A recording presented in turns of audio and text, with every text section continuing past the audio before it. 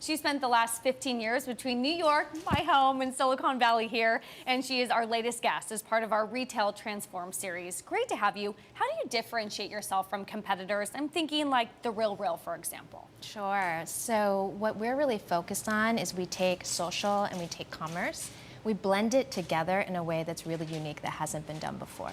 So what we really focus on is using technology to help people connect to one another in the Poshmark community. And often it's through their love of fashion and now home, but it can also be about what's going on in their lives. It's a true, authentic connection. Do you ever plan to expand and do the reverse and go into retail stores, or do you like to be just online?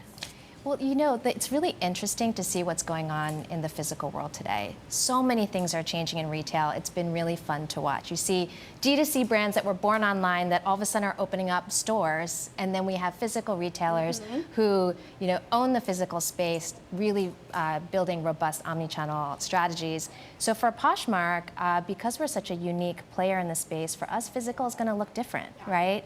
And so what we do is we actually have a very robust physical strategy today. We personally host, our company hosts, but our community also hosts over 1,000 events and meetups across the country every year. And so these are places, because we think connection is so important to commerce, we spend the energy hosting these meetups where people can connect with one another, and then they bring those relationships online into Poshmark. What are some of your international expansion plans? Yeah, so last year we expanded to our first international country, which is Canada.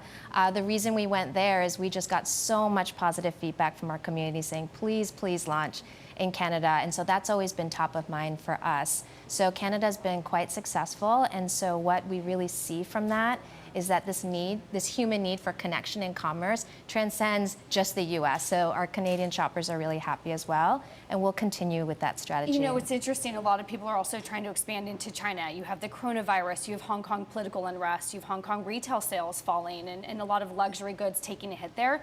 How do you see yourself going into China in the midst of some of this unrest? You know, I think that any company that's pursuing an international strategy looks at China as such a big and interesting market, and that's something that we're thinking about, but we don't have any concrete plans to discuss today. You know, The Real went public, so I wanted to ask you any plans to go public or IPO?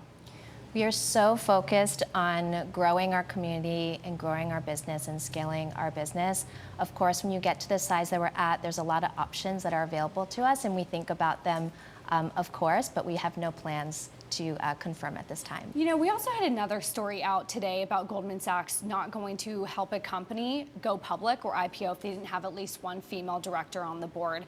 What are some of the ways that you're incorporating diversity? I mean, you're a woman, so you're leading that charge. How else are you incorporating diversity to make sure it starts from the beginning before the IPO phase? Yeah, well, I think that's fantastic news about this. We have a lot of diverse people that we involve in the company. I really think it starts from the top and then it comes down, right? So for example, really happy to share that we added 2 women to our board last year. So we have Serena Williams, who is a savvy businesswoman, a really prolific tech investor, and just a very iconic female entrepreneur in the fashion space who loves our community. So it was great to add her to our board. And we also added retail veteran Jenny Ming from Old Navy, Charlotte Russe, Gap, and so she brings so much merchandising expertise and retail expertise. And so it's really important to have such diverse voices that come from experience from other industries, add those voices to the table, and then everything trickles from there.